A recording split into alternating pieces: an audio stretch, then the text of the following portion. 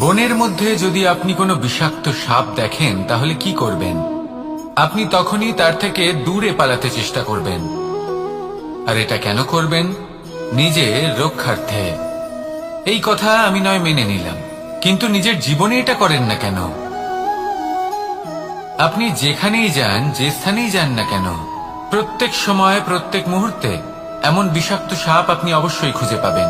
আর সেই সাপ নয় যাদের আপনি বনে খুঁজে পাবেন, এরা হলো সেই সাপ যা আপনাকে পাপ করতে বাধ্য করবে। আপনার অন্তরের বাসনা, ক্রোধ, অহংকার, লোভ, ঈর্ষা এদের বৃদ্ধি ঘটাবে। দেখুন, বনের এই সাপ আপনাকে একবার ছেড়ে দিতেও পারে, ছোবল নাও মারতে পারে, কিন্তু এই যে পাপরূপী সাপ আছে তা অবশ্যই ছোবল মারবে। কর্ম যদি করেন তাহলে অবশ্যই ফল পাবেন। সেই জন্য যখনই কোথাও যাবেন, যদি এমন কাউকে দেখেন, যদি এমন কিছু দেখেন যে আপনাকে পাপ করতে বাধ্য করছে, তাহলে সেই মুহূর্তে সেখান থেকে পালিয়ে যান। যেমন বনের সাপ দেখে আপনি পালাতে থাকেন। সৎকর্মের রক্ষা অত্যন্ত আবশ্যক। আসুন আর আমার সাথে ভালোবেসে বলুন, রাধা রাধা। এই সংসারের সব থেকে বড় সুখ কি?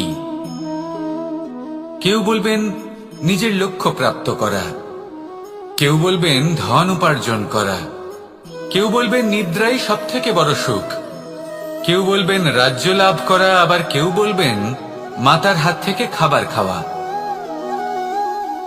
আদি ইত্যাদি। কিন্তু যদি সত্যি কথা বলি, এই সংসারের সব থেকে বড় সুখ হলো সেবা করা।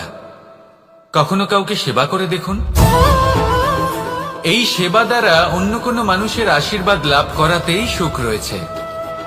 আপনার সেবা ভাব দ্বারা যখন কোনো মানুষ নিজের অন্তরাত্মা থেকে আপনাকে আশীর্বাদ করে, তার থেকে বড় সুখ আর কিছুই নেই। কারণ প্রত্যেক মানুষের মধ্যে ঈশ্বর বাস করেন। নরের সেবাই হল নারায়ণের সেবা। নিষ্কাম সেবা করাই হলো সব থেকে বড় সুখ। তাই নিজের অন্তরে সেবার এই ভাব জাগ্রত করুন। যে সুখের কথা আমি বলছি, সেই সুখ অনুভব করেই দেখুন। এই মন সুপ্রসন্ন হয়ে বলবে, রাধা রাধা। বায়ু পঞ্চতত্ত্বের মধ্যে তৃতীয় তত্ত্ব। কেউ একে সমীর বলে, আবার কেউ একে পবন বলে। প্রথম কথা হলো এটাই যে এই বায়ু আমাদের জীবন দান করে প্রতিদিন, প্রত্যেক মুহূর্তে। এই বায়ুর কারণেই আমরা নিঃশ্বাস নিতে পারি, জীবিত থাকতে পারি। এই বায়ুই হলো সেই যা সকল মেঘেদের একত্রিত করে একটি স্থানে আর বর্ষা ঘটায়। আর এই বর্ষার কারণেই এই ধরিত্রীতে অন্ন উৎপন্ন হয়। এই বায়ুকে দেখুন, কখনো এতটা সৌম্য যে আপনার কোনোই তফাৎ বোধ হয় না, আর কখনো কখনো এমন রূপ ধারণ করে ফেলে যে অনেক বড় বড় পর্বতের আকার পর্যন্ত বদলে ফেলে। এটাই হলো বায়ুর বিশেষত্ব। বায়ু শেখায় যে সময়ের সাথে সাথে বইতে থাকো, সকলকে জীবন দান করো, সকলকে সাহায্য করো, কিন্তু যখন বিপদ সামনে আসবে তখন দৃঢ় হয়ে সম্মুখীন হও। বাধা অনুযায়ী নিজেকে গড়ে নিতে হবে।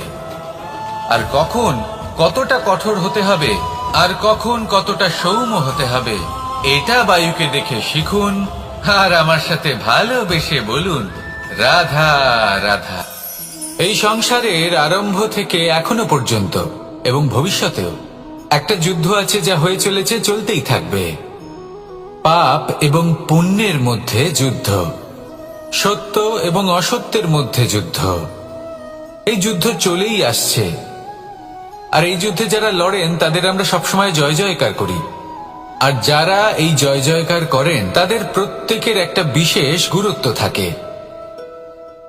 যখনই কোনো যোদ্ধা যুদ্ধক্ষেত্রে ক্লান্ত হয়ে পড়ে, শক্তিহীন হয়ে পড়ে, তখন এরা জয় জয়কার করে, শঙ্খ বাজাতে থাকে। সেই যোদ্ধাকে অনুপ্রেরিত করে, শক্তি এবং সাহসে ভরিয়ে তোলে। আর তখন সেই যোদ্ধা সেই যুদ্ধকে এগিয়ে নিয়ে যেতে পারে। যখন শ্রীরাম লঙ্কা যাত্রা করার জন্য সেতু তৈরি করছিলেন, তখন একটা ছোট্ট মিষ্টি কাঠবিড়ালি নিজের মুখে মাটির টুকরো বয়ে নিয়ে গিয়ে তার সাধ্যমতো তাকে সাহায্য করছিল। শ্রীরাম দেখলেন এবং বললেন যে ও তো সবার মনোবল বৃদ্ধি করছে। সবাইকে প্রেরিত করছে।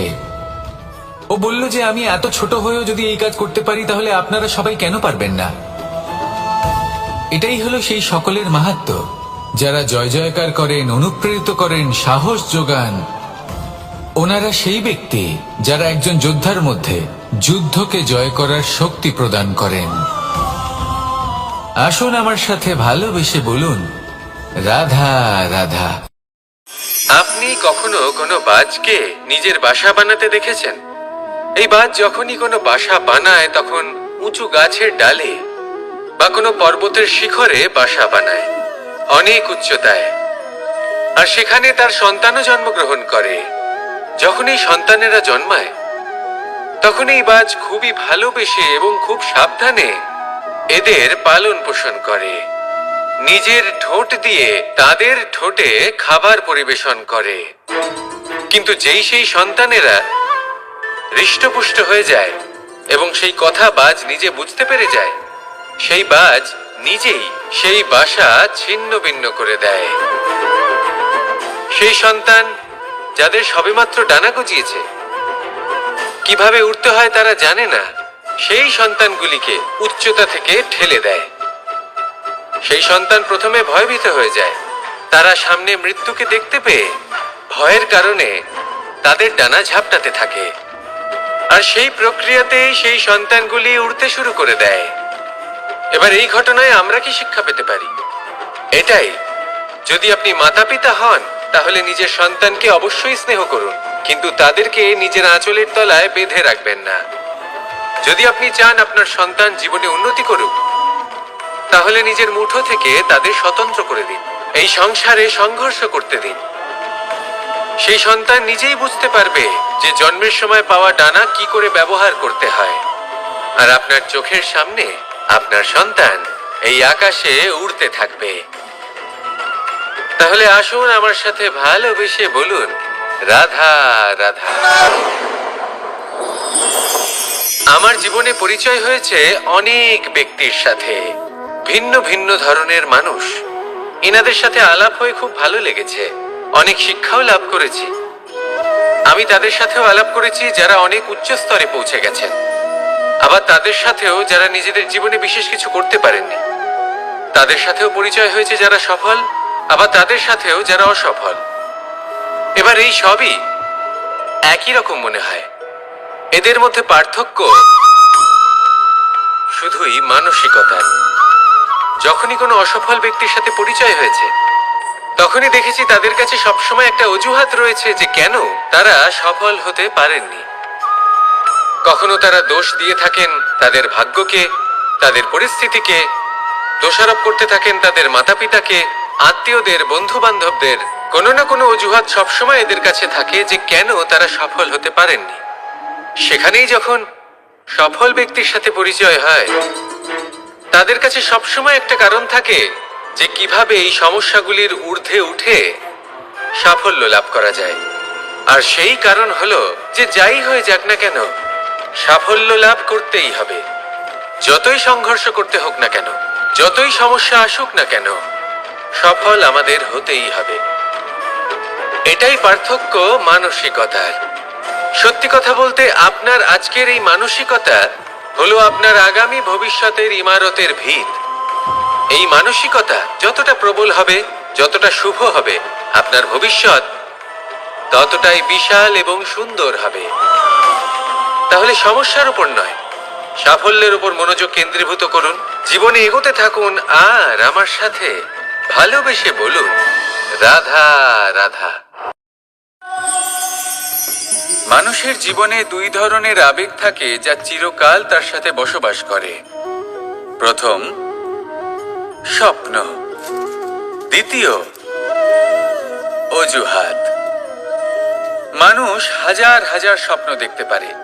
আমাকে এই কাজ করতে হবে, আমাকে ওখানে ঘুরতে যেতে হবে, আমায় জীবনে এই অসম্ভব কাজ বাস্তবায়িত করে দেখাতে হবে, আদি ইত্যাদি।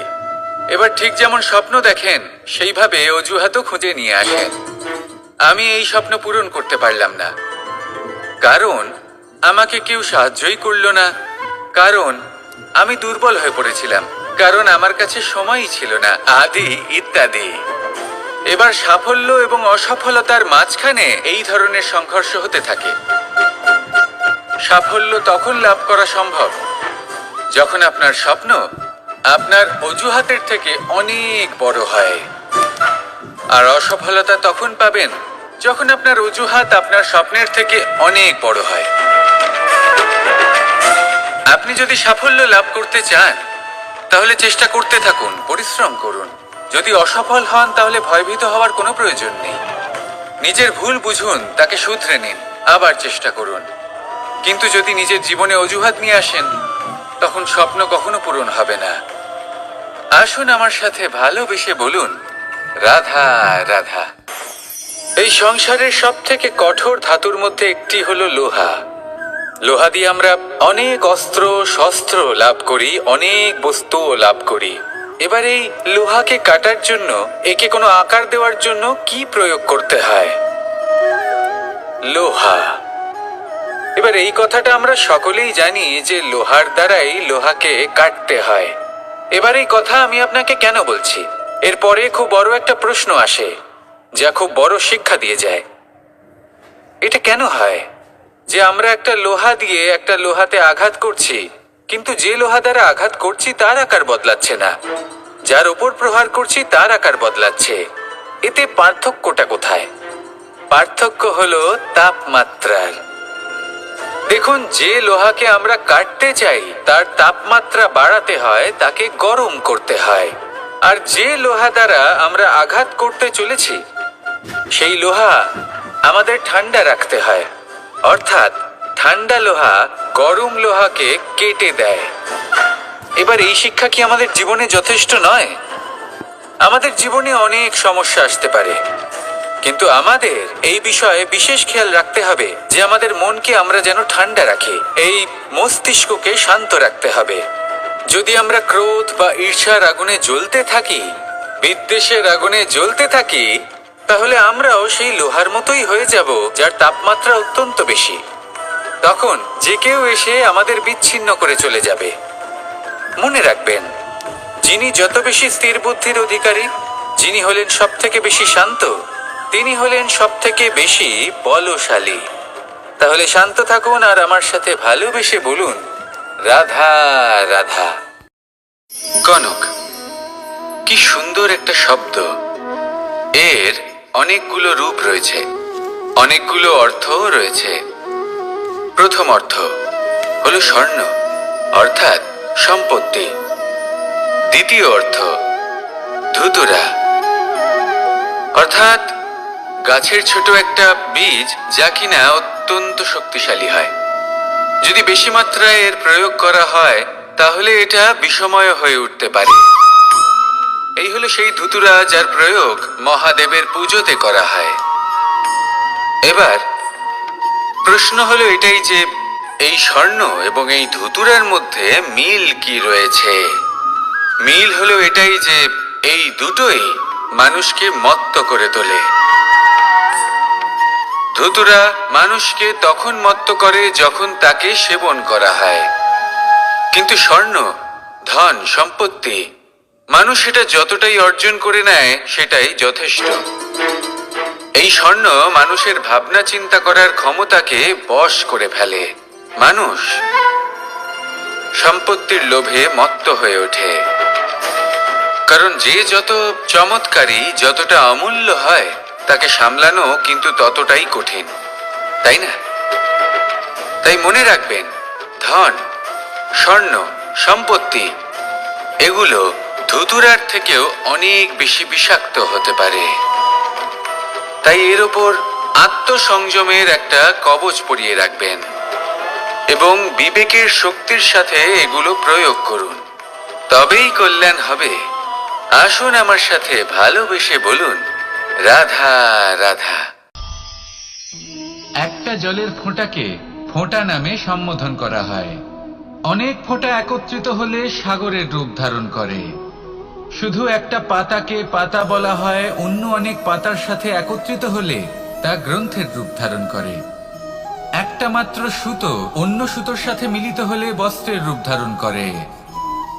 অনেক সংখ্যক ইট একত্রিত হলে মহলের রূপ ধারণ করে। সৈন্যরা একত্রিত হলে সৈন্যদল তৈরি হতে পারে।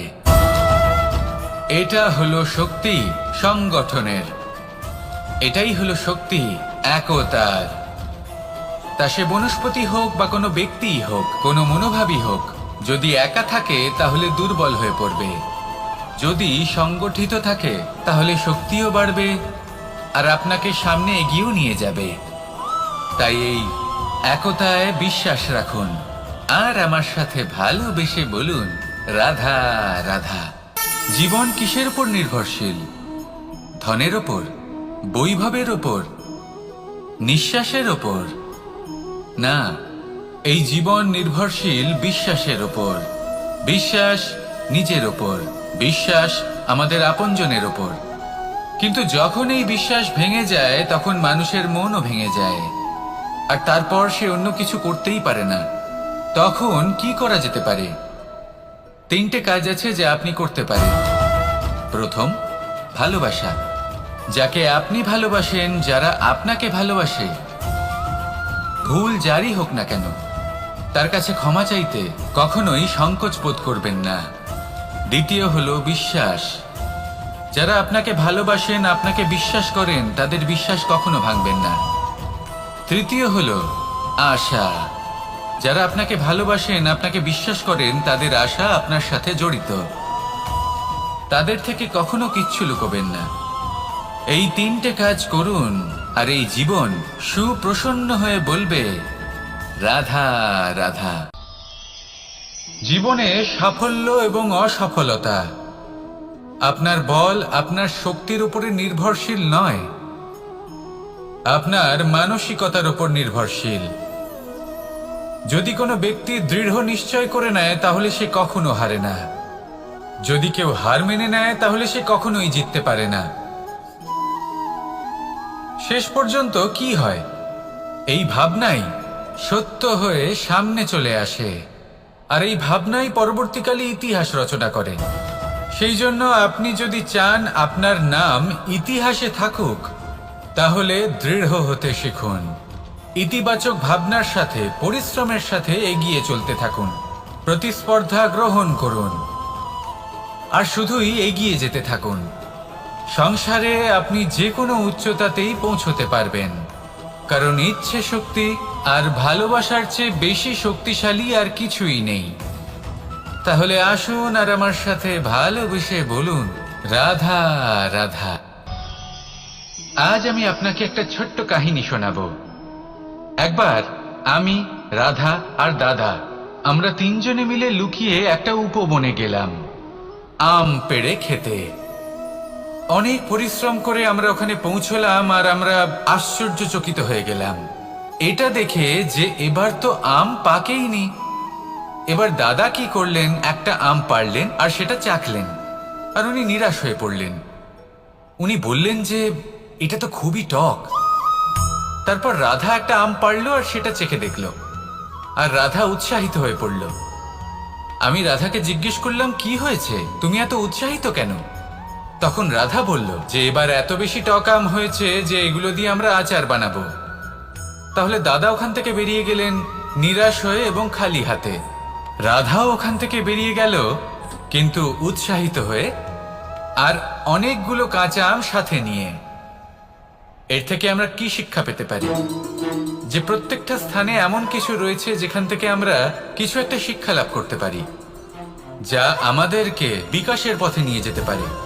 এই শিক্ষা প্রত্যেক স্থানে আছে। সবকিছু আমাদের দৃষ্টিভঙ্গির উপর নির্ভর করছে। যখনই আমাদের জীবনে, আমাদের সম্পর্কে কোনো সমস্যা, কোনো বিপদ আসে, তখন বেশিরভাগ মানুষ সেই বিষয় নিয়ে দুঃখী হয়ে পড়েন। আর কিছু মানুষ এমনও থাকেন যারা শেষ পর্যন্ত তার সমাধান করেন, বিপদকে পরাজিত করেন, সম্পর্কগুলিকে আবার জুড়ে দেন। যদি আপনি সুখের খোঁজ করেন তাহলে আপনি সুখ অবশ্যই পাবেন, প্রসন্নতা অবশ্যই পাবেন। যদি আপনি দুঃখ খোঁজেন তাহলে দুঃখ অবশ্যই পাবেন। এবার আপনি কি খুঁজতে চান সেই চয়ন আপনারই। আসুন আর আমার সাথে ভালোবেসে বলুন রাধা রাধা। যখন সূর্যের অত্যাধিক তাপের কারণে এই ধরিত্রী শুষ্ক হয়ে যায়, তখন প্রতিবিম্ব আমরা এইভাবে দেখতে পাই। আমরা কোথাও দূরে তাকালে আমাদের মনে হয় সেখানে জল রয়েছে। আমরা যখনই কাছে গিয়ে দেখি তখন দেখি যে সেখানে জলই নেই। তারপর যেই আমরা পেছনে ফিরে তাকাই আমরা দেখি যেখান থেকে আমরা এসেছি সেখানে জল পড়ে রয়েছে।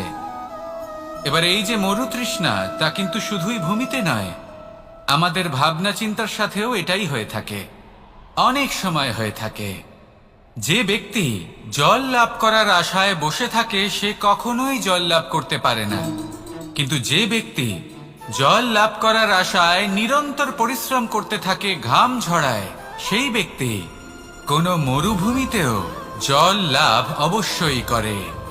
জীবনে যদি আমরা বড় কিছু লাভ করতে চাই তাহলে নিরন্তর পরিশ্রম করতেই হবে। পরিশ্রমের এই মনোভাব অত্যন্ত গুরুত্বপূর্ণ।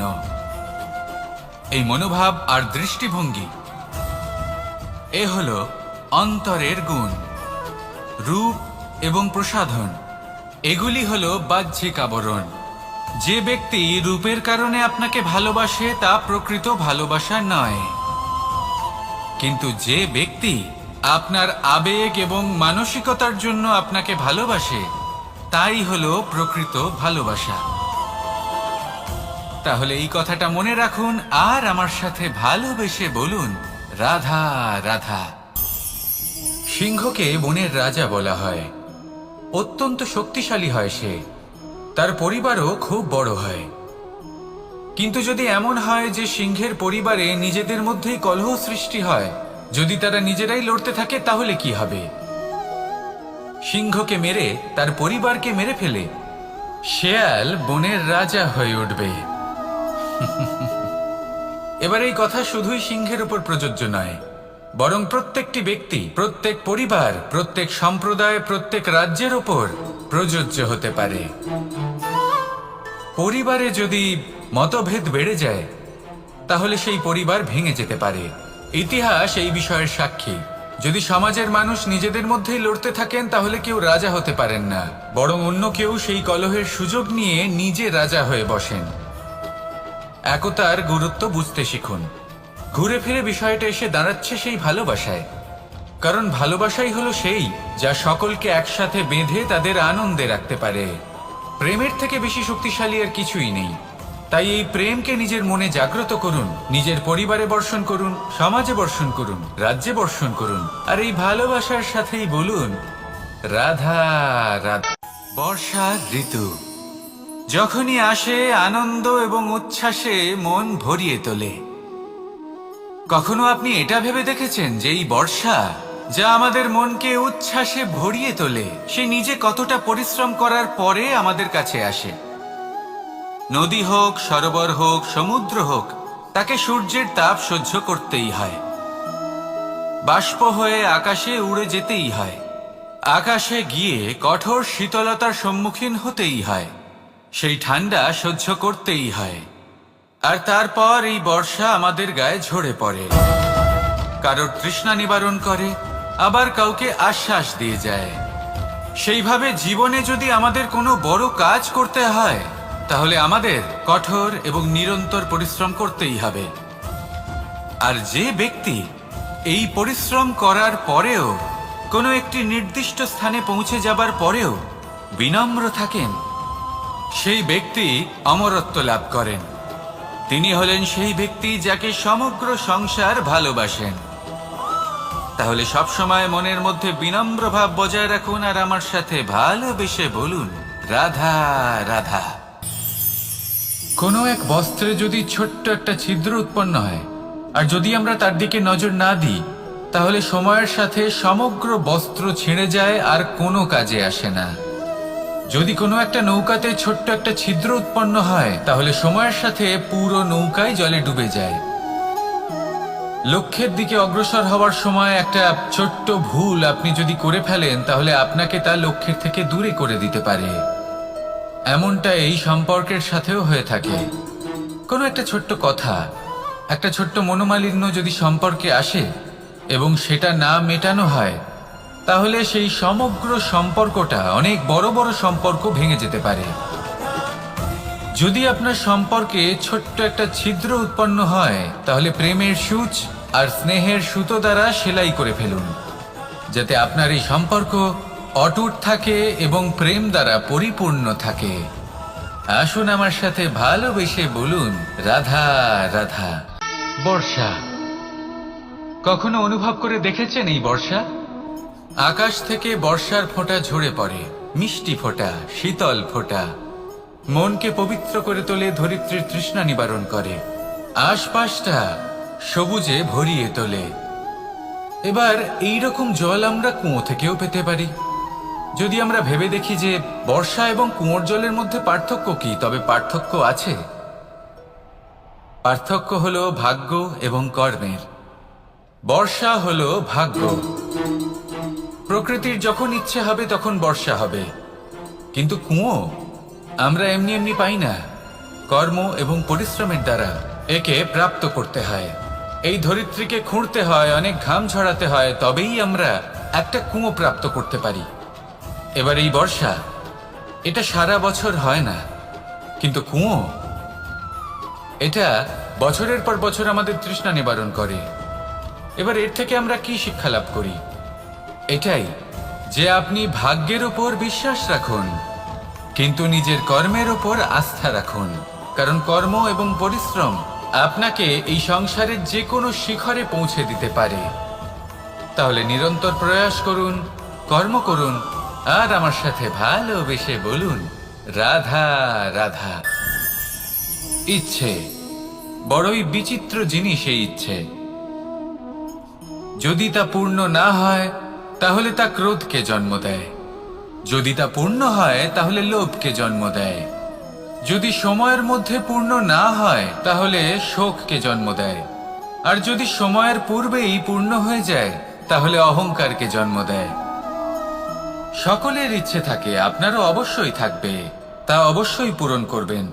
কিন্তু একটা কথা মনে রাখবেন, আপনার এই জীবন, এটা কোনোভাবেই আপনার ইচ্ছে পূরণ করার মাধ্যম নয়। এ হলো ধৈর্য সাধনের এক মাধ্যম, নিয়ন্ত্রণ করার এক মাধ্যম। নিয়ন্ত্রণ নিজের কামনার ওপর, নিজের ইচ্ছের ওপর, নিজের আবেগের ওপর। কারণ ইচ্ছে এটা হলো সেই অশ্বের মতো, যা একবার লাগাম ছাড়া হয়ে গেলে, আপনার হাত থেকে যদি এই লাগাম বেরিয়ে যায়, তাহলে তা আপনাকে সোজা বিনাশের পথে নিয়ে যেতে পারে। কিন্তু যদি আপনি একে নিয়ন্ত্রণ করতে পারেন, তাহলে এটা আপনাকে সাফল্যের শিখরে অবশ্যই পৌঁছে দিতে পারে। তাহলে ইচ্ছেগুলিকে নিয়ন্ত্রণ করুন, আর আমার সাথে ভালোবেসে বলুন, রাধা রাধা। আমরা আনন্দ লাভের জন্য ভালোবাসি মা বাবাকে, ভাই বোনকে, পরিবার পরিজনকে, বন্ধুকে, প্রেমিকাকে। আমরা চাই যে সকলে যেন আপন হয়ে থাকেন, আমাদের কাছে থাকেন। কিন্তু মানুষের একটা প্রবৃত্তি আছে যে তিনি যা লাভ করে ফেলেন তার মূল্য তিনি বুঝতেই পারেন না। যদি আপনার বাড়ির কাছে একটা মিষ্টি জলের সরোবর থাকে বা সুন্দর নদী থাকে, তাহলে জলের গুরুত্বটা কি আপনি তা বুঝতেই পারবেন না। সেইখানে আপনি যদি কোনো একটা মরুভূমিতে যান, আপনি অনুভব করতে পারবেন যে এক একটা ফোঁটা জলের কি গুরুত্ব, তার মূল্য কি। সুখের মুহূর্তে যদি আপনজনদের মনে রাখেন, তবে দুঃখের মুহূর্ত নিজে থেকেই দূরে সরে যাবে। ভালোবাসা এবং তার সাথে স্মরণ করা, এটাই তো হলো জীবনের এবং ভালোবাসার আসল মূল্য। আসুন আর আমার সাথে ভালোবেসে বলুন, রাধা রাধা। ধন মানুষের জীবনের সব থেকে বড় প্রয়োজনীয়তা, সেই অস্ত্র যার দ্বারা মানুষের জীবনের অনেক সংকট দূর করে দেওয়া যেতে পারে, সেই মাধ্যম যার দ্বারা সংসারের সমস্ত জাগতিক সুখ স্বাচ্ছন্দ্য লাভ করা যেতে পারে। কিন্তু ধনের দ্বারা আমরা সবকিছু লাভ করতে পারি না। জাগতিক স্বাচ্ছন্দ্য আমরা লাভ করতে পারি, কিন্তু সুখ লাভ করতে পারবো না। সুখের উপকরণ আমরা লাভ করতে পারি, কিন্তু সুখের অনুভূতি লাভ করতে পারবো না। আনন্দ, সন্তোষ, প্রসন্নতা, এগুলো ধন দ্বারা লাভ করা যায় না। কিন্তু হ্যাঁ, আনন্দ, সন্তোষ আর প্রসন্নতার সাথে যদি কোনো কাজ করেন, তাহলে অবশ্যই ধন লাভ করবেন। তাহলে আসুন আর এই প্রসন্নতার সাথে বলুন, রাধা রাধা।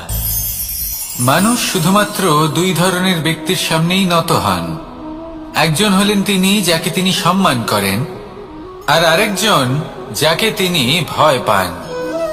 এবার কোনো ব্যক্তি যদি আপনার সামনে নত হন, তাহলে তার পেছনের কারণ কি? আপনার প্রতি সম্মান নাকি আপনার প্রতি ভয়? সেটা আপনাকেই বুঝতে হবে। যদি আপনি এমন মনে করেন যে তাতে কি যায় আসে, ভয় হোক বা সম্মান, কেউ আমার সামনে নত তো হচ্ছেন, যদি এটা আপনার চিন্তা ভাবনা হয়, তাহলে আপনাকে মনে করিয়ে দিই, এই সময় বদলাতে বেশি সময় লাগে না। আজ যে ব্যক্তি আপনাকে দেখে ভয় পাচ্ছে, কাল এই ভয়ের সমাপ্তিও ঘটতে পারে। আবার এমনও হতে পারে যে তার কাছে অত্যধিক শক্তি চলে এলো, অনেক কিছুই হতে পারে। তাই মনে রাখবেন, যে মাথা ভয়ের কারণে নত হয় তা সময় এলে সবার আগে বিরোধিতা করতে পারে, আর যে মাথা সম্মানের কারণে নত হয় আপনার জন্য নিজের শিরচ্ছেদও সে করতে পারে। তাই সকলকে আপন করে নিন, কিন্তু ভয় প্রয়োগ করে নয়। কর্ম করুন এবং সম্মান অর্জন করুন। শুধু এটাই করুন আর আমার সাথে ভালোবেসে বলুন, রাধা রাধা। আমাদের জীবনে গুরুজনেরা, জ্ঞানী মানুষজন সবসময় একটা কথা বলেন, ধৈর্য ধরো। শুধুমাত্র দুটো শব্দ, কিন্তু কতটা বিশাল সেটা বোঝার চেষ্টা করুন। ছোট একটা অস্ত্র হাতে নিন এবং একটা বিশাল পর্বতে নিরন্তর প্রহার করতে থাকুন, ধৈর্য ধরে সেই কাজ করতে থাকুন। এমন একদিন আসবে, এই বিশাল পর্বতে আপনি একটা পথ তৈরি করবেন। কোনো ধনুর্ধর যখন নিজের বিদ্যা অর্জন করেন, তখন তাকেও ধৈর্য ধরতে হয়, তার নিজেকে সময় দিতে হয়, তবেই সে ধনুর্বিদ্যা শিখতে পারে। সেইভাবে আমাদের জীবনেও ধৈর্য ধরার খুব প্রয়োজন। পরিবারে ধৈর্য রাখতে পারলে তাহলে আস্তে আস্তে দেখবেন প্রেম বৃদ্ধি পাচ্ছে।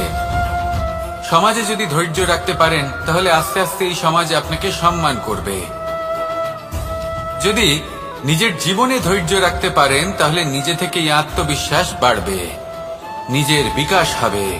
জীবনে সবই সম্ভব যদি ধৈর্য রাখতে পারেন। হয়তো আস্তে আস্তে হবে, কিন্তু হবে অবশ্যই। শুধু ধৈর্য রাখুন, কারণ ধৈর্যই সব থেকে বড় পুঁজি।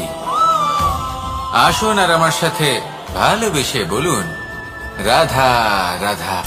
কোনো এক সময়ের ঘটনা এটা।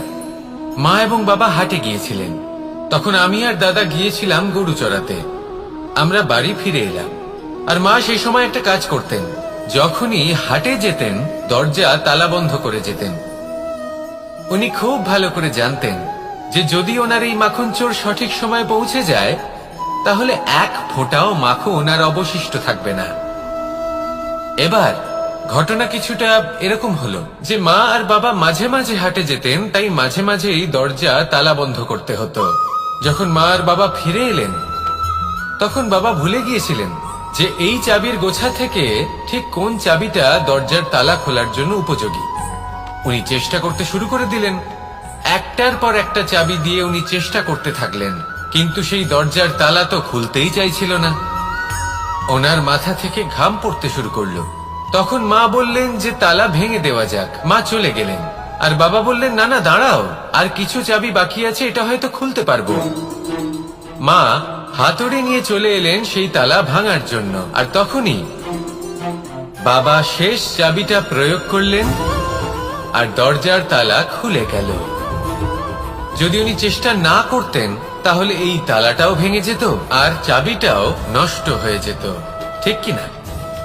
এবার এই ঘটনাটা আমি দেখেছিলাম, আর আমার মনে হলো যে কখনো কখনো এই চাবির গোছার মধ্যে থেকে শেষ চাবিটাও কিন্তু জীবনের দরজা খুলে দিতে পারে।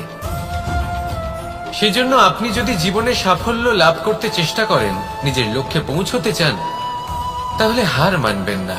হয়তো দেখবেন আপনার পরবর্তী প্রচেষ্টা বা এই অন্তিম প্রচেষ্টা আপনাকে সাফল্যের পথে নিয়ে গেল। তাই নিরন্তর প্রচেষ্টা করতে থাকুন, জীবনে সাফল্য লাভ করুন, আর আমার সাথে ভালোবেসে বলুন, রাধা রাধা। কোকিলের ডাক শুনে আমার মন প্রফুল্ল হয়ে ওঠে। কোকিল হলো আমার অত্যন্ত প্রিয়। এরকমই আরো একটা পাখি আছে, কাক। একদিকে কাক, অন্যদিকে কোকিল। এদের মধ্যে বেশি পার্থক্য নেই, কিন্তু কোকিলের কণ্ঠ শুনে সবার মন প্রফুল্ল হয়ে ওঠে। কোকিল যখন সামনে আসে তখন মন শান্ত হয়ে যায়, যখন কাক সামনে আসে তখন মানুষ দূরে পালিয়ে যায়। এমন কেন হয়? কারণ হলো বাণী। কোকিলের বাণী অত্যন্ত মিষ্টি, অত্যন্ত মধুর।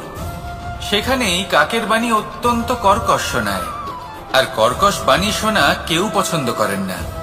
আপনি নিজেকে জিজ্ঞেস করুন, কোনো ব্যক্তি আপনার সাথে কথা বললে তার বাণী মধুর হলে আপনার ভালো লাগে, আর যদি কর্কশ হয় তার থেকে দূরে চলে যেতে ইচ্ছে করে। তাই নিজের বাণীও এইভাবেই মধুর রাখুন, মিষ্টি রাখুন। এ আমারও খুব প্রিয়।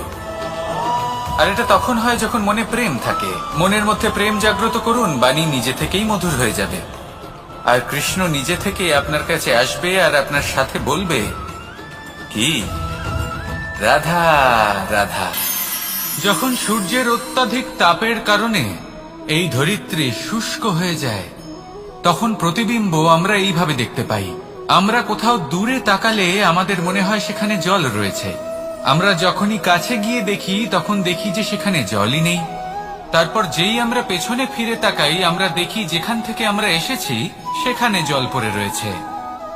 এবার এই যে মরুতৃষ্ণা, তা কিন্তু শুধুই ভূমিতে নয়, আমাদের ভাবনা চিন্তার সাথেও এটাই হয়ে থাকে, অনেক সময় হয়ে থাকে। যে ব্যক্তি জল লাভ করার আশায় বসে থাকে সে কখনোই জল লাভ করতে পারে না। কিন্তু যে ব্যক্তি জল লাভ করার আশায় নিরন্তর পরিশ্রম করতে থাকে, ঘাম ঝরায়, সেই ব্যক্তি কোনো মরুভূমিতেও জল লাভ অবশ্যই করে। জীবনে যদি আমরা বড় কিছু লাভ করতে চাই তাহলে নিরন্তর পরিশ্রম করতেই হবে। পরিশ্রমের এই মনোভাব অত্যন্ত গুরুত্বপূর্ণ।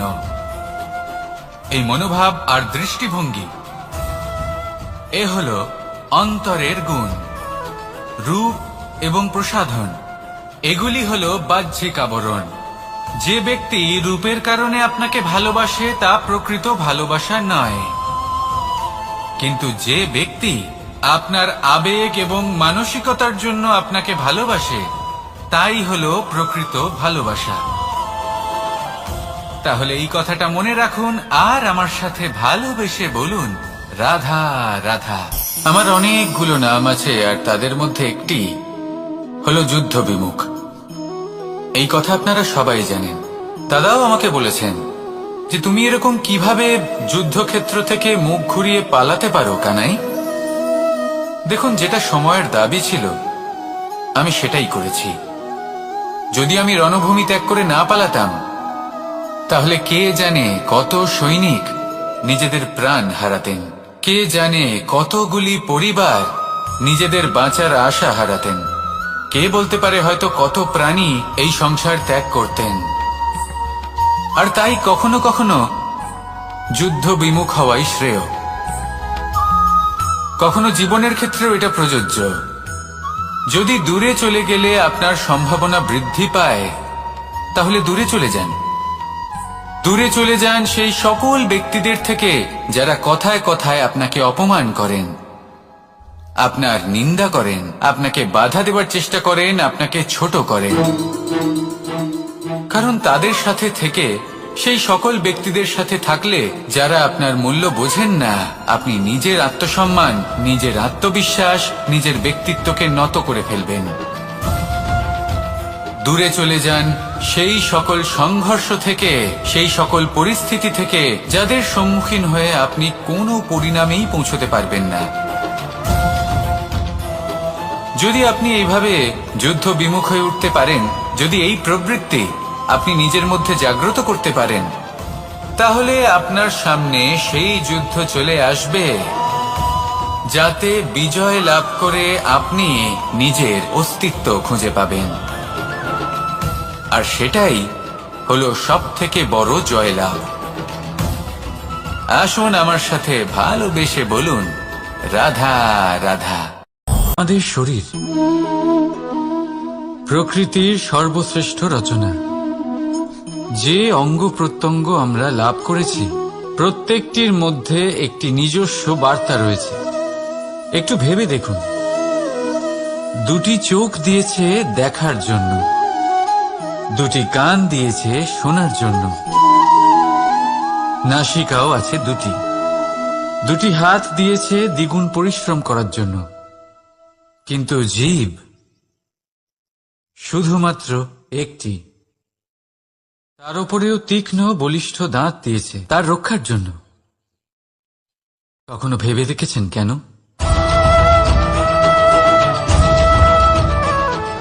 কারণ শব্দ আর শব্দের প্রয়োগ মানুষের সবচেয়ে বড় অস্ত্র, যার প্রয়োগ যত ভেবে চিন্তে করা যায় মানুষ তার জীবনে ততটাই উপরে উঠতে পারে।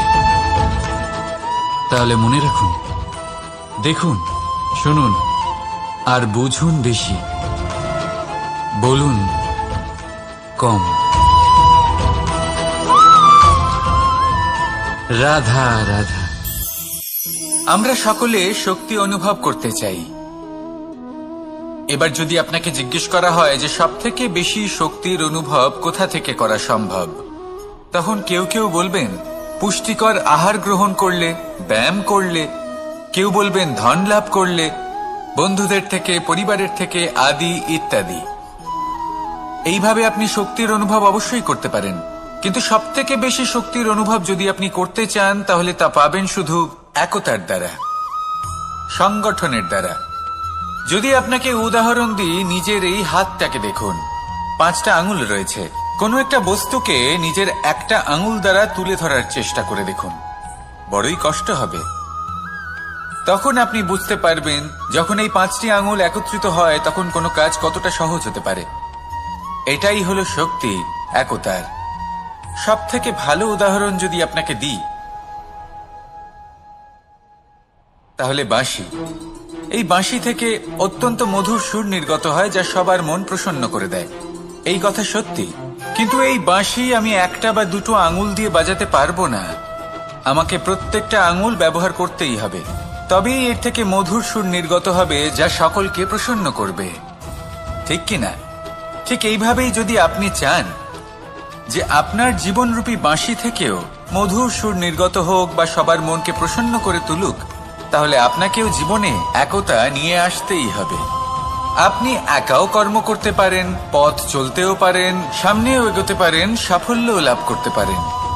কিন্তু যখন সকলে একসাথে এগোবেন, সেই পথে চলবেন, সেই কর্মই করবেন, তখন লক্ষ্যে অবশ্যই পৌঁছবেন, সাফল্য অবশ্যই লাভ করবেন। কিন্তু সেই সাফল্য এবং তার আনন্দর সংমিশ্রণটাই একটু অন্যরকম হবে। তাই জীবনে ঐক্যবদ্ধ হন, একসাথে মিলে এগোতে থাকুন, আর আমার সাথে ভালোবেসে বলুন রাধা রাধা। মানুষ ভাবেন যে ধন অর্জন করা হলো অত্যন্ত গুরুত্বপূর্ণ। তিনি আজীবন ধন অর্জন করতে থাকেন, ধন অর্জন করার চেষ্টা করতে থাকেন। সে যাই হয়ে যাক না কেন, পরিশ্রম করতে থাকেন। স্বাস্থ্যের দিকে নজর দেন না, না উচিত সময় খাবার খান, না উচিত সময় ঘুমোতে যান, না পর্যাপ্ত সময় পর্যন্ত ঘুমন, কিছুই না। ধন অর্জন করতেই থাকেন, করতেই থাকেন। আর কিছু সময় পরে যখন তিনি অসংখ্য ধন লাভ করে ফেলেন, তখন তার সাথে ওনার শরীরে অনেক রোগ বাসা বাঁধে। এইসব রোগের উপচার করতে করতে সেই সমস্ত ধন যা উনি অর্জন করেছেন তা তিনি ব্যয় করে ফেলেন। শেষ পর্যন্ত কি হয়? আমরা যেভাবে এসেছি ঠিক সেইভাবেই ফিরে যাই, ধন এখানেই থেকে যায়। দেখুন, একটা অত্যন্ত গুরুত্বপূর্ণ কথা রয়েছে যে আপনার বোঝা উচিত। এই যে ধন, তার ব্যবহার করুন জীবনকে আরো ভালো করে তোলার জন্য। ধনের সদ্ব্যবহার করা উচিত, এমন যেন না হয় এই ধন আপনাকে ভোগ করে ফেলে। এই জীবনকে নিশ্চিত রূপে আরো শ্রেষ্ঠ করে তুলুন। কিন্তু এই ধন অর্জন করার এই প্রক্রিয়াতে নিজের সারা জীবনকে নষ্ট করে ফেলবেন না। এই জীবন উপভোগ করতে শিখুন, আর আমার সাথে ভালোবেসে বলুন রাধা রাধা। কথায় আছে, অন্ধকারে প্রদীপ প্রজ্বলিত করলে চতুর্দিক আলোকিত হয়। কিন্তু যদি এই প্রদীপ আমি সূর্যের আলোর সম্মুখে সকালবেলায় প্রজ্বলিত করে রেখে দিই, তাহলে কি হবে? আপনি বলবেন যে এটা করে তো কোনো লাভই হলো না। সূর্যের প্রকাশের সামনে এই প্রদীপ আসলে কিছুই নয়। এবার এই চিন্তা ভাবনা প্রত্যেক দিন করতে হবে, আর একটা অমূল্য শিক্ষা পেতে হবে। মনে করুন যে আপনি মহাপুরুষের সামনে বসে আছেন, কোনো মহাজ্ঞানীর সামনে। তাহলে সেই ব্যক্তির সামনে নিজের জ্ঞানের প্রদীপ প্রজ্বলিত করবেন না, নীরব থাকুন। আর সেই ব্যক্তির সূর্যের প্রকাশের মতো জ্ঞান প্রাপ্ত করুন। যতটা পারবেন জ্ঞান লাভ করুন। যদি এমন কোনো সময় এমন কোনো স্থানে আপনি আছেন যেখানে চতুর্দিক অন্ধকার, কারোর কাছেই জ্ঞান নেই, সেখানে নিজের জ্ঞানের প্রদীপ প্রজ্বলিত করুন। এমন করলে দুদিক থেকেই আপনার লাভ হবে। আপনার জ্ঞান প্রাপ্তিও হবে আর জ্ঞানের সঠিক প্রয়োগও করতে পারবেন। আর এই মন প্রসন্ন হয়ে বলবে, রাধা রাধা। মানুষের মধ্যে একটা বিচিত্র প্রবৃত্তি থাকে, অন্য সকলের বিষয়ে, তাদের জীবনের বিষয়ে, তাদের ব্যক্তিত্বের বিষয়ে, তাদের ভবিষ্যতের বিষয়ে অনুমান করা। এটা হলো অনুচিত। কারোর অতীতকালকে দেখে লোকে ভবিষ্যৎ বলে দিতে পারেন, বর্তমানকে দেখে ভবিষ্যতের বিষয়ে অনুমান করে ফেলেন। উদাহরণ দিতে হলে বলবো, কোনো দাসকে দেখুন, ওকে দেখে লোকে বলে যে ওর ভবিষ্যৎ সেটাই হতে পারে, অনুমান করে ফেলেন। আর এই রাজাকে দেখুন, উনি তো কত সুখী হবেন, উনি তো জগতের সব থেকে অধিক সুখী মানুষ, কত সুখ সুবিধা আছে ওনার কাছে, ধারণা করে ফেলেন। তবে সত্য তো এটাই যে কারোর ব্যক্তিত্বের বিষয়ে, তাদের ভবিষ্যতের বিষয়ে আপনি পূর্ণ সত্য কখনোই বলতে পারবেন না, শুধু অনুমান করতে পারবেন। আর এই অনুমান করে সত্যি কোনো লাভ হয় না, কারণ এই কাল সেটা হলো অত্যন্ত শক্তিশালী। কালো থেকে কালোতর কয়লাকেও হীরেতে পরিণত করতে পারে, অনেক বড় বড় রাজাকেও বিদূষক বানিয়ে ফেলতে পারে এক মুহূর্তেই। তাহলে আপনি অনুমান করে কি লাভ? কি পেলেন অনুমান করে? সেই জন্য কারোর বিষয়ে কোনো অনুমান করবেন না, তার ভবিষ্যতের বিষয়ে অনুমান করতে যাবেন না, কারোর বিষয়ে কোনো ধারণা করে নেবেন না। কিছু করতে হলে ভালোবাসুন, সবার মধ্যে ভালোবাসা ছড়ান, সবার মধ্যে ধন্যাত্মক ভাব ছড়ান। এই মন প্রসন্ন হয়ে বলবে, রাধা রাধা। কেউ বলে জীবন খুব ক্ষণস্থায়ী, কেউ বলে জীবন হলো একটা সুন্দর স্বপ্নের মতো, আবার কেউ বলবে জীবন হলো এক কঠোর সত্য। কিন্তু জীবন আসলে কি? জীবন হলো আপনারই প্রতিবিম্ব, একটা দর্পণ। অর্থাৎ আপনি জীবনকে সেইভাবেই পাবেন যেরকম আপনি নিজেকে প্রতিপন্ন করবেন। যদি আপনি দর্পণের দিকে তাকিয়ে হাসেন, তাহলে আপনি সামনে হাসি মুখী দেখতে পাবেন। এবার যদি আপনি গম্ভীর হয়ে থাকেন, তাহলে আপনি একজন রুষ্ট ব্যক্তি দেখতে পাবেন। শেষে সবথেকে বেশি গুরুত্বপূর্ণ হলো আপনার চেষ্টা। আপনাকে সবসময় চেষ্টা করতে হবে যাতে আপনি নিজেকে প্রসন্ন এবং ইতিবাচক মনোভাবে রাখেন। এটা হলো আপনারই উত্তরদায়িত্ব, তাকে পালন করুন। এই মনকে প্রসন্ন রাখুন, এই সংসারকে সুন্দর বলে মনে হবে। আর এই মন প্রসন্ন হয়ে বলবে, রাধা রাধা।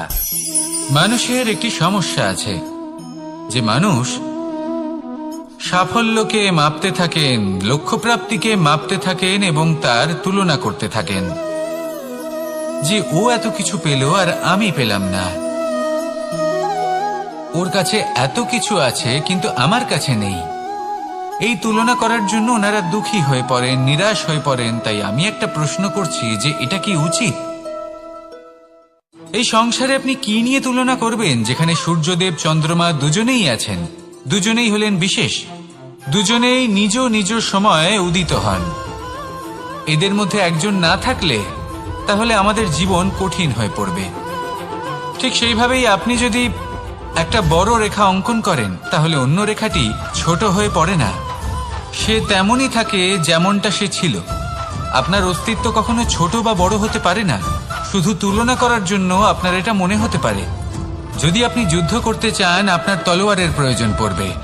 যদি বস্ত্র তৈরি করতে চান, এত বড় তলোয়ার দিয়ে কিছুই হবে না, তখন প্রয়োজন পড়বে একটা ছোট্ট সূচের। তাই তুলনা করবেন না, না নিজেকে ছোট মনে করবেন, না অন্য কাউকে।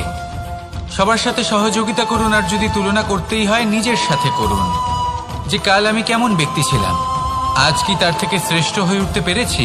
ভেবে দেখুন ভবিষ্যতে গিয়ে আপনি কতটা শ্রেষ্ঠ ব্যক্তি হতে পারেন। আসুন আমার সাথে ভালোবেসে বলুন, রাধা রাধা। এই সংসারের সব থেকে গুরুত্বপূর্ণ তত্ত্ব কোনটা? প্রথম হলো সময়। জন্ম থেকে মৃত্যু পর্যন্ত এই যে সময়, এটাই তো হলো জীবন। দ্বিতীয় হলো জীবন, যাতে আমরা সময়ের সদ্ব্যবহার করি, শ্রেষ্ঠ থেকে শ্রেষ্ঠতর কাজ করার চেষ্টা করি। বহু বছরের এই পরম্পরা, এই সংস্কৃতিকে এগিয়ে নিয়ে যাওয়ার চেষ্টা করি। এই সংসারে আমরা অংশগ্রহণ করতে চেষ্টা করি। তৃতীয় হলো ধন, সেই ধন যা প্রত্যেক ব্যক্তি অর্জন করতে চেষ্টা করেন। এবার এই তিনটি তত্ত্বের মধ্যে একটা সামঞ্জস্য আছে, সমান ব্যাপার আছে। সে ধনই হোক বা সময় হোক বা হোক জীবন। আর সেই সমান ব্যাপার হলো যে যদি আপনি এটা গণনা করতে থাকেন তাহলে তা কমতে থাকে, যদি আপনি এটা ব্যবহার করেন তাহলে তা বাড়তে থাকে। একে সংগঠিত করে রাখতে চেষ্টা করলে এ হাত থেকে ফসকে যায়, কিন্তু যদি আপনি একে সামলে রাখতে শিখে যান তাহলে এমন কাজ করবেন যাতে সংসারের সাথে সাথে পরবর্তী প্রজন্ম লাভবান হবে। যদি কিছু শিখতে চান তাহলে সামলাতে শিখুন, গণনা করা বা সংগঠিত করা নয়। আসুন আর আমার সাথে ভালোবেসে বলুন, রাধা রাধা। এই সংসারে সাফল্য লাভ করার জন্য জ্ঞানের প্রয়োজন হয়, পরিশ্রমের প্রয়োজন হয়, দৃঢ় নিষ্ঠার প্রয়োজন হয়, নিরন্তর চেষ্টা করা প্রয়োজনীয়। কিন্তু আরো কিছু আছে যা অত্যন্ত প্রয়োজনীয় এবং গুরুত্বপূর্ণ। তা হলো ভালো বন্ধু। তাদের থাকা অত্যন্ত প্রয়োজনীয়। যদি ভালো বন্ধু থাকে তাহলে সময় এলে তারা ঢাল হয়ে আপনাকে সুরক্ষা করবেন। সময় এলে অস্ত্রের মতো শত্রুকে সংহারও করবেন। যদি তিনি জ্ঞানী হন, তাদের মধ্যে সদ্গুণ থাকে, তাহলে এই সব গুণ আপনার মধ্যেও প্রবেশ করবে। তাহলে সাফল্যের জন্য ভালো বন্ধু পাওয়া অত্যন্ত প্রয়োজনীয়। কিন্তু শুধু বন্ধু কেন, ভালো শত্রুও থাকা প্রয়োজনীয়। এবার আপনি ভাববেন, এ আমি কি বললাম? যদি আপনার জীবনেও ভালো অর্থাৎ শক্তিশালী শত্রু থাকে তাহলে আপনিও শক্তিশালী হতে থাকবেন। এই শত্রু আপনাকে প্রেরিত করবে আরো বেশি শক্তিশালী হয়ে ওঠার। কখনো কোনো হরিণকে দেখুন, তীব্র গতিতে দৌড়তে থাকে। কেন তীব্র গতিতে দৌড়য়? এই কারণে নয় যে কোথাও তার জন্য মধুর ঘাস অপেক্ষা করে রয়েছে, না। সে এই কারণে তীব্র গতিতে দৌড়য় কারণ সেটা না করলে তার পেছনে একটি সিংহ আছে যে ওকে নিজের ভোজন করে ফেলবে। তাই জীবনে বিপদ, সংকট, এই সবকিছুও হলো অত্যন্ত গুরুত্বপূর্ণ। তার সম্মুখীন হতে শিখুন আর আমার সাথে ভালোবেসে বলুন, রাধা রাধা। পুরুষার্থ। শাস্ত্রে 4 ধরনের পুরুষার্থের কথা বলা হয়েছে। প্রথম হলো ধর্ম। আপনি কি জানেন এই ধর্ম আসলে কি? আপনার কি মনে হয় ধর্ম আসলে কি? কোনো বিশেষ ঈশ্বরকে মানাই কি ধর্ম বলা হয়? নাকি কোনো বিশেষ রীতি পালন করাই হলো ধর্ম? নাকি কোনো বিশেষ সাহিত্যকে সর্বশ্রেষ্ঠ মনে করাই হলো ধর্ম? না, ধর্ম হলো সেটা যাকে ধারণ করা যেতে পারে। আর ধারণ শুধু সেটাই করা যায় যা পবিত্র।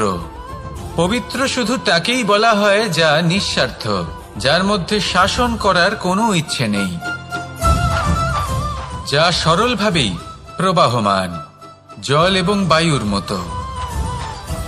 যখন কোনো ব্যক্তি ধর্মকে ধারণ করেন এবং সেই ধর্ম সেই ব্যক্তিকে রক্ষা করে, তখন তাকে ধর্ম বলা হয়। ধর্ম যা রক্ষা করে অহংকার থেকে, খারাপ চিন্তার হাত থেকে। সেই জন্য পুরুষার্থ গড়ে তোলার আগে, ধর্ম পালন করার আগে ধর্মের প্রকৃত অর্থ কি সেটা বুঝে নিন। এটা জেনে রাখুন যে সমস্ত ধর্মের আধার, সমস্ত ধর্মের ভিত শুধুমাত্র ভালোবাসা। আসুন আর এই ভালোবাসার সাথেই বলুন, রাধা রাধা। কখনো কোনো বাগানের কোনো বৃক্ষকে দেখেছেন যেখানে সুগন্ধি ফুল থাকে, রসালো ফল থাকে? তখন মন প্রফুল্ল হয়ে ওঠে, মন থেকে সেই বৃক্ষের প্রতি ভালোবাসা জন্মায়।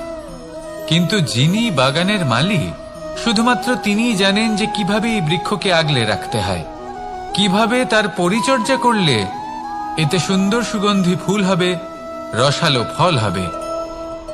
কখনো কখনো প্রয়োজনের থেকে বেশি রোদ পেলে এই বৃক্ষগুলি শুকিয়ে যায়, প্রয়োজনের থেকে কম রোদ পেলেও এই বৃক্ষ কিন্তু শুকিয়ে যায়। প্রয়োজনের থেকে কম জল যদি পায় এই বৃক্ষ শুকিয়ে যেতে পারে, প্রয়োজনের থেকে অতিরিক্ত জল যদি পায় তখনও এই বৃক্ষের শিকড়গুলি নষ্ট হয়ে যেতে পারে। এবার এটাই কিন্তু আমাদের সংসারের সাথেও হয়। আমাদের সংসারের সকল প্রতিভাশালী ব্যক্তি, যেমন লেখক, বিচারক, প্রবক্তা, যোদ্ধা, এদের সবার ক্ষেত্রে এই কথাটাই প্রযোজ্য। যদি বেশি প্রশংসা করা হয় তাহলেও এরা হারিয়ে যাবেন। প্রয়োজনের থেকে বেশি যদি নিন্দা করা হয় তখনও তারা নত হয়ে পড়বেন।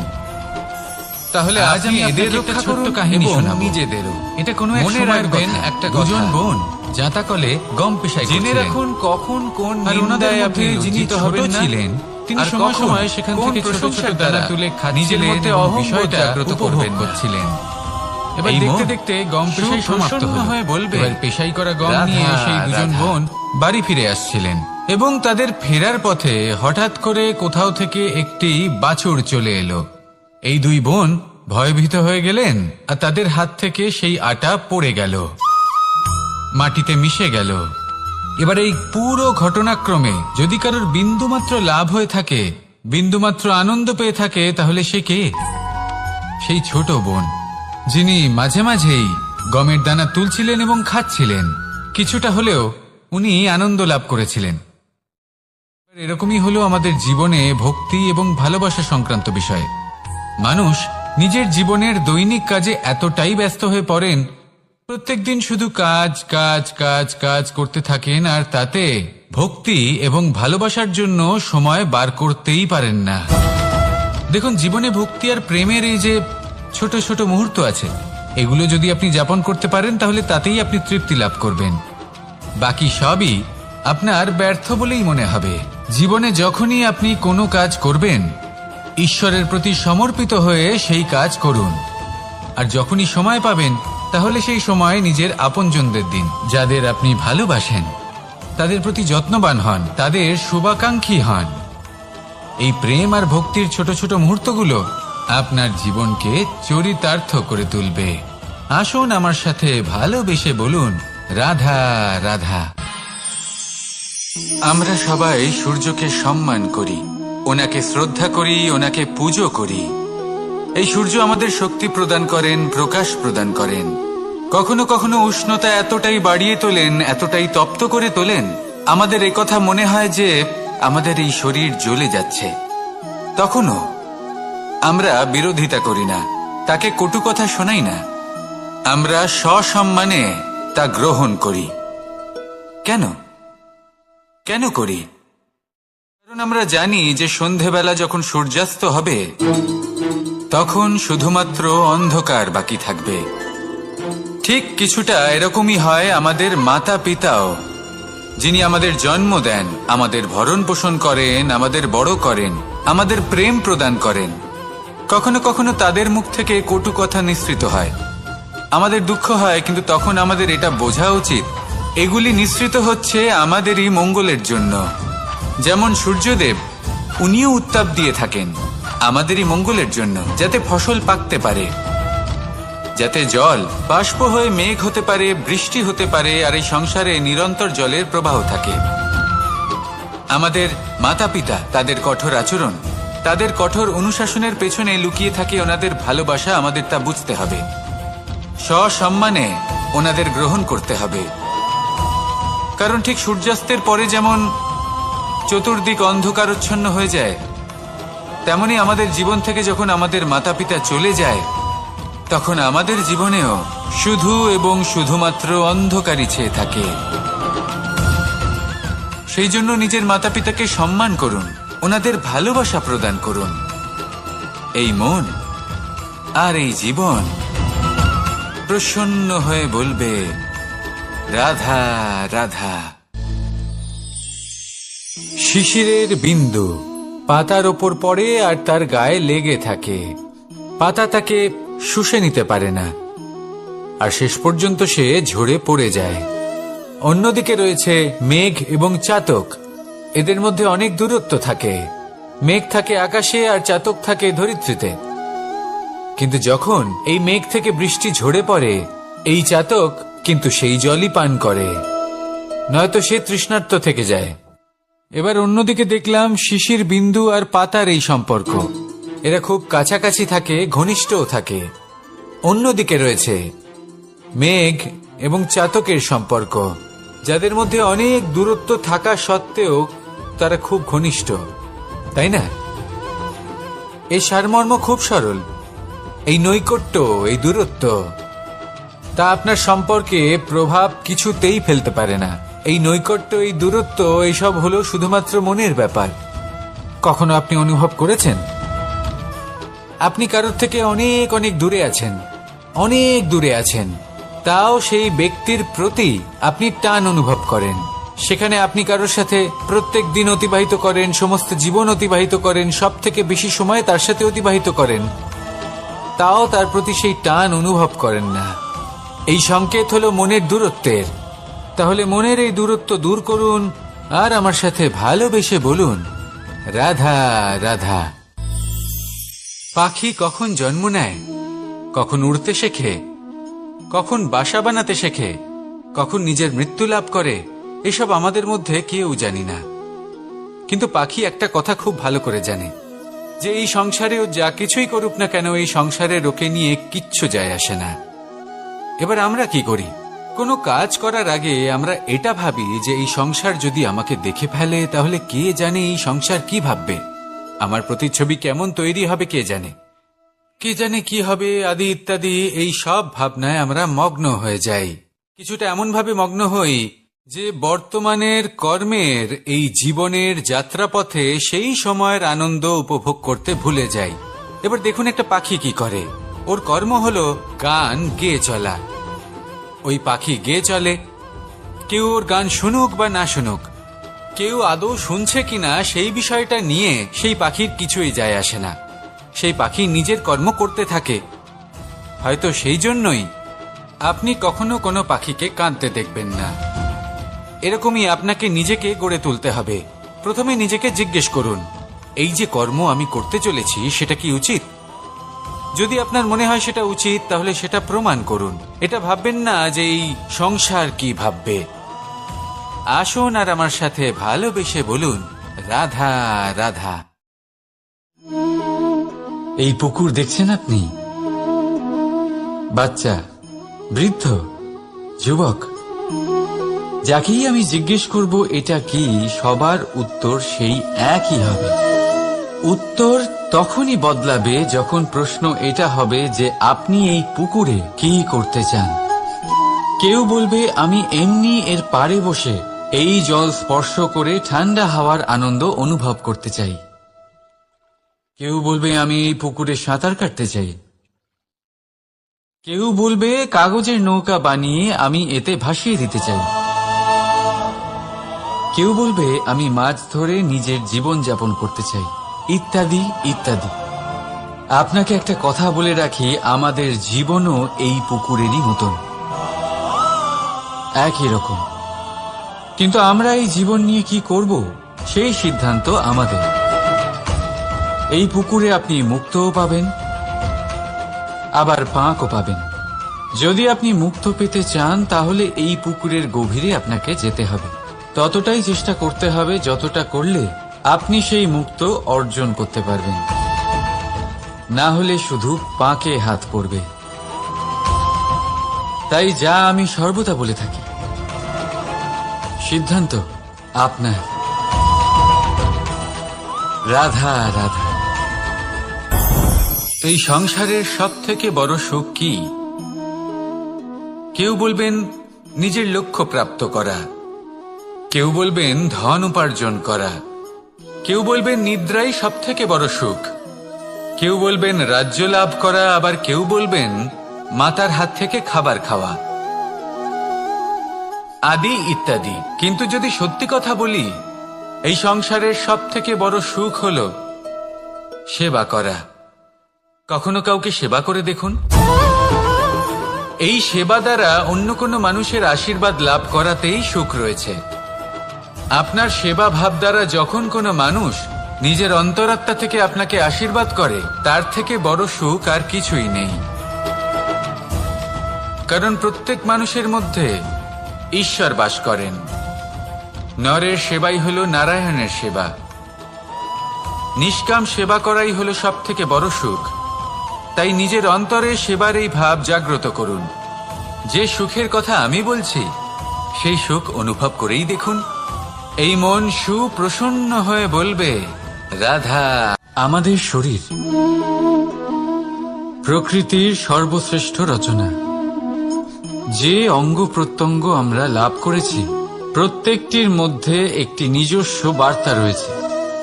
একটু ভেবে দেখুন, দুটি চোখ দিয়েছে দেখার জন্য, দুটি কান দিয়েছে শোনার জন্য,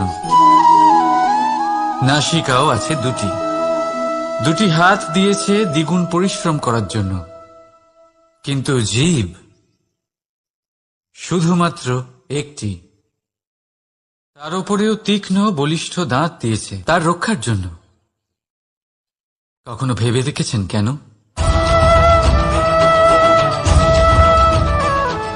কারণ শব্দ আর শব্দের প্রয়োগ মানুষের সবচেয়ে বড় অস্ত্র, যার প্রয়োগ যত ভেবে চিন্তে করা যায়, মানুষ তার জীবনে ততটাই উপরে উঠতে পারে। তাহলে মনে রাখুন, দেখুন, শুনুন আর বুঝুন বেশি, বলুন কম। রাধা রাধা। আমরা সকলে শক্তি অনুভব করতে চাই।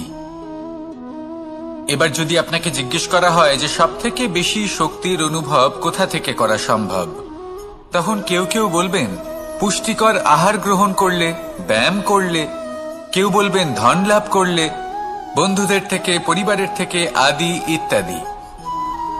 এইভাবে আপনি শক্তির অনুভব অবশ্যই করতে পারেন। কিন্তু সবথেকে বেশি শক্তির অনুভব যদি আপনি করতে চান, তাহলে তা পাবেন শুধু একতার দ্বারা, সংগঠনের দ্বারা। যদি আপনাকে উদাহরণ দিই, নিজের এই হাতটাকে দেখুন, 5টা আঙুল রয়েছে। কোনো একটা বস্তুকে নিজের একটা আঙুল দ্বারা তুলে ধরার চেষ্টা করে দেখুন, বড়ই কষ্ট হবে। তখন আপনি বুঝতে পারবেন, যখন এই 5টি আঙুল একত্রিত হয়, তখন কোনো কাজ কতটা সহজ হতে পারে। এটাই হলো শক্তি, একতার। সব থেকে ভালো উদাহরণ যদি আপনাকে দিই, তাহলে বাঁশি। এই বাঁশি থেকে অত্যন্ত মধুর সুর নির্গত হয়, যা সবার মন প্রসন্ন করে দেয়। এই কথা সত্যি। কিন্তু এই বাঁশি আমি একটা বা দুটো আঙুল দিয়ে বাজাতে পারবো না। আমাকে প্রত্যেকটা আঙুল ব্যবহার করতেই হবে, তবেই এর থেকে মধুর সুর নির্গত হবে, যা সকলকে প্রসন্ন করবে। ঠিক কিনা? ঠিক এইভাবেই যদি আপনি চান যে আপনার জীবনরূপী বাঁশি থেকেও মধুর সুর নির্গত হোক বা সবার মনকে প্রসন্ন করে তুলুক, তাহলে আপনাকেও জীবনে একতা নিয়ে আসতেই হবে। আপনি একাও কর্ম করতে পারেন, পথ চলতেও পারেন, সামনেও এগোতে পারেন, সাফল্যও লাভ করতে পারেন। কিন্তু যখন সকলে একসাথে এগোবেন, সেই পথে চলবেন, সেই কর্মই করবেন, তখন লক্ষ্যে অবশ্যই পৌঁছবেন, সাফল্য অবশ্যই লাভ করবেন। কিন্তু সেই সাফল্য এবং তার আনন্দর সংমিশ্রণটাই একটু অন্যরকম হবে। তাই জীবনে ঐক্যবদ্ধ হন, একসাথে মিলে এগোতে থাকুন, আর আমার সাথে ভালোবেসে বলুন, রাধা রাধা। মানুষ ভাবেন যে ধন অর্জন করা হলো অত্যন্ত গুরুত্বপূর্ণ। তিনি আজীবন ধন অর্জন করতে থাকেন, ধন অর্জন করার চেষ্টা করতে থাকেন। সে যাই হয়ে যাক না কেন, পরিশ্রম করতে থাকেন। স্বাস্থ্যের দিকে নজর দেন না, না উচিত সময় খাবার খান, না উচিত সময় ঘুমোতে যান, না পর্যাপ্ত সময় পর্যন্ত ঘুমন, কিছুই না। ধন অর্জন করতেই থাকেন, করতেই থাকেন। আর কিছু সময় পরে যখন তিনি অসংখ্য ধন লাভ করে ফেলেন, তখন তার সাথে ওনার শরীরে অনেক রোগ বাসা বাঁধে। এইসব রোগের উপচার করতে করতে সেই সমস্ত ধন যা উনি অর্জন করেছেন, তা তিনি ব্যয় করে ফেলেন। শেষ পর্যন্ত কি হয়? আমরা যেভাবে এসেছি ঠিক সেইভাবেই ফিরে যাই, ধন এখানেই থেকে যায়। দেখুন, একটা অত্যন্ত গুরুত্বপূর্ণ কথা রয়েছে যে আপনার বোঝা উচিত। এই যে ধন, তার ব্যবহার করুন জীবনকে আরো ভালো করে তোলার জন্য। ধনের সদ্ব্যবহার করা উচিত, এমন যেন না হয় এই ধন আপনাকে ভোগ করে ফেলে। এই জীবনকে নিশ্চিত রূপে আরো শ্রেষ্ঠ করে তুলুন।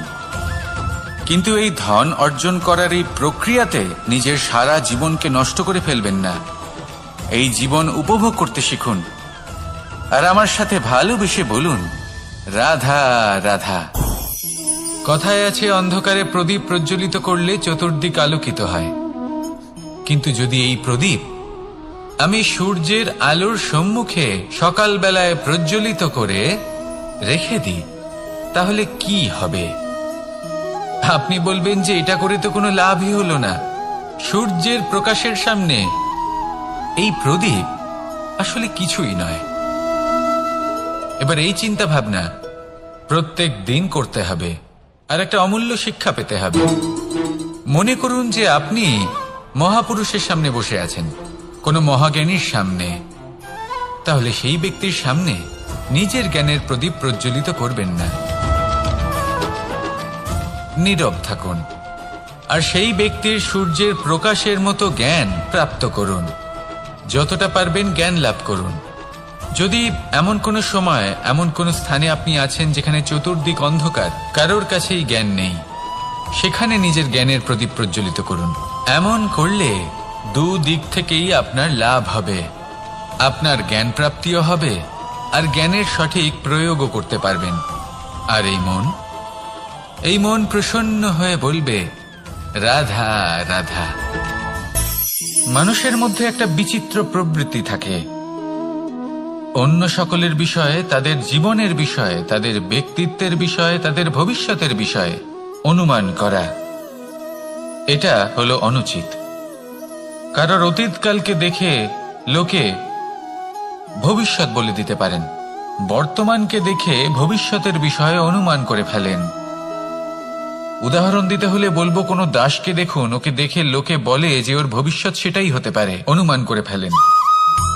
আর এই রাজাকে দেখুন, উনি তো কত সুখী হবেন, উনি তো জগতের সব থেকে অধিক সুখী মানুষ, কত সুখ সুবিধা আছে ওনার কাছে, ধারণা করে ফেলেন। তবে সত্য তো এটাই যে কারোর ব্যক্তিত্বের বিষয়ে, তাদের ভবিষ্যতের বিষয়ে আপনি পূর্ণ সত্য কখনোই বলতে পারবেন না, শুধু অনুমান করতে পারবেন। আর এই অনুমান করে সত্যি কোনো লাভ হয় না, কারণ এই কাল সেটা হলো অত্যন্ত শক্তিশালী। কালো থেকে কালোতর কয়লাকেও হীরেতে পরিণত করতে পারে, অনেক বড় বড় রাজাকেও বিদূষক বানিয়ে ফেলতে পারে এক মুহূর্তেই। তাহলে আপনি অনুমান করে কি লাভ? কি পেলেন অনুমান করে? সেই জন্য কারোর বিষয়ে কোনো অনুমান করবেন না, তার ভবিষ্যতের বিষয়ে অনুমান করতে যাবেন না, কারোর বিষয়ে কোনো ধারণা করে নেবেন না। কিছু করতে হলে ভালোবাসুন, সবার মধ্যে ভালোবাসা ছড়ান, সবার মধ্যে ধন্যাত্মক ভাব ছড়ান। এই মন প্রসন্ন হয়ে বলবে, রাধা রাধা। কেউ বলে জীবন খুব ক্ষণস্থায়ী, কেউ বলে জীবন হলো একটা সুন্দর স্বপ্নের মতো, আবার কেউ বলবে জীবন হলো এক কঠোর সত্য। কিন্তু জীবন আসলে কি? জীবন হলো আপনারই প্রতিবিম্ব, একটা দর্পণ। অর্থাৎ আপনি জীবনকে সেইভাবেই পাবেন যেরকম আপনি নিজেকে প্রতিপন্ন করবেন। যদি আপনি দর্পণের দিকে তাকিয়ে হাসেন, তাহলে আপনি সামনে হাসি মুখী দেখতে পাবেন। এবার যদি আপনি গম্ভীর হয়ে থাকেন, তাহলে আপনি একজন রুষ্ট ব্যক্তি দেখতে পাবেন। শেষে সবথেকে বেশি গুরুত্বপূর্ণ হলো আপনার চেষ্টা।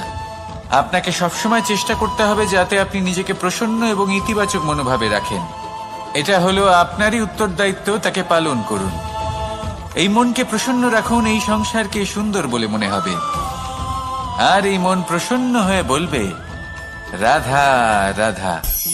মানুষের একটি সমস্যা আছে যে মানুষ সাফল্যকে মাপতে থাকেন, লক্ষ্যপ্রাপ্তিকে মাপতে থাকেন এবং তার তুলনা করতে থাকেন যে ও এত কিছু পেল আর আমি পেলাম না, ওর কাছে এত কিছু আছে কিন্তু আমার কাছে নেই। এই তুলনা করার জন্য ওনারা দুঃখী হয়ে পড়েন, নিরাশ হয়ে পড়েন। তাই আমি একটা প্রশ্ন করছি যে এটা কি উচিত?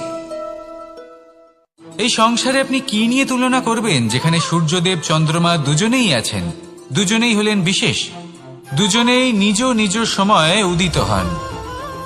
এদের মধ্যে একজন না থাকলে তাহলে আমাদের জীবন কঠিন হয়ে পড়বে। ঠিক সেইভাবেই আপনি যদি একটা বড় রেখা অঙ্কন করেন তাহলে অন্য রেখাটি ছোট হয়ে পড়ে না, সে তেমনই থাকে যেমনটা সে ছিল। আপনার অস্তিত্ব কখনো ছোট বা বড় হতে পারে না। শুধু তুলনা করার জন্য আপনার এটা মনে হতে পারে। যদি আপনি যুদ্ধ করতে চান আপনার তলোয়ারের প্রয়োজন পড়বে। যদি বস্ত্র তৈরি করতে চান এত বড় তলোয়ার দিয়ে কিছুই হবে না, তখন প্রয়োজন পড়বে একটা ছোট্ট সূচের। তাই তুলনা করবেন না, না নিজেকে ছোট মনে করবেন না অন্য কাউকে। সবার সাথে সহযোগিতা করুন, আর যদি তুলনা করতেই হয় নিজের সাথে করুন, যে কাল আমি কেমন ব্যক্তি ছিলাম, আজ কি তার থেকে শ্রেষ্ঠ হয়ে উঠতে পেরেছি। ভেবে দেখুন ভবিষ্যতে গিয়ে আপনি কতটা শ্রেষ্ঠ ব্যক্তি হতে পারেন। আসুন আমার সাথে ভালোবেসে বলুন রাধা রাধা। এই সংসারের সব থেকে গুরুত্বপূর্ণ তত্ত্ব কোনটা? প্রথম হলো সময়।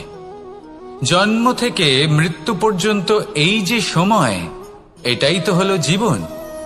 দ্বিতীয় হলো জীবন, যাতে আমরা সময়ের সদ্ব্যবহার করি, শ্রেষ্ঠ থেকে শ্রেষ্ঠতর কাজ করার চেষ্টা করি।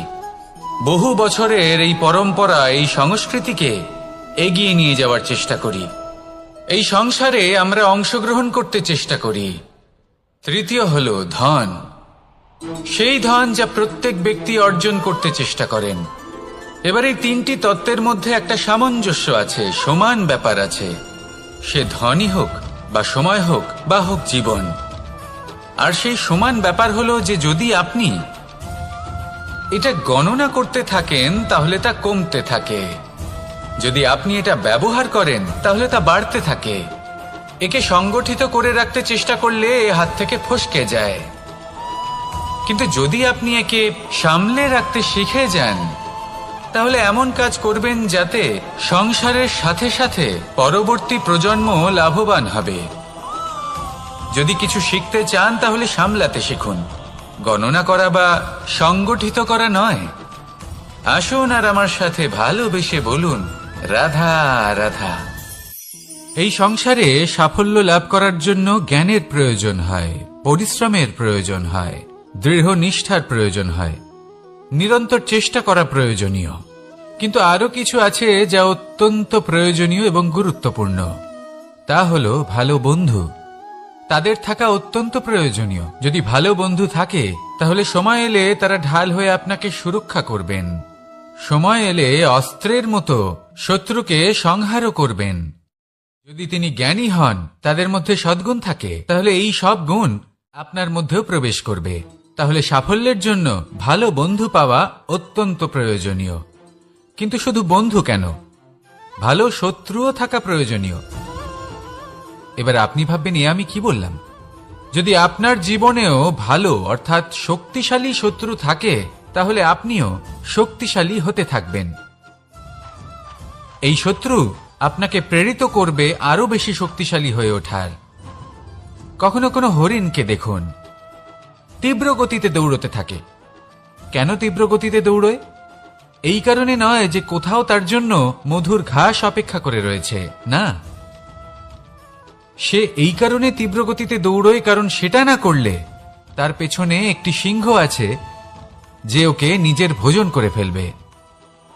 তাই জীবনে বিপদ, সংকট, এই সবকিছুও হলো অত্যন্ত গুরুত্বপূর্ণ।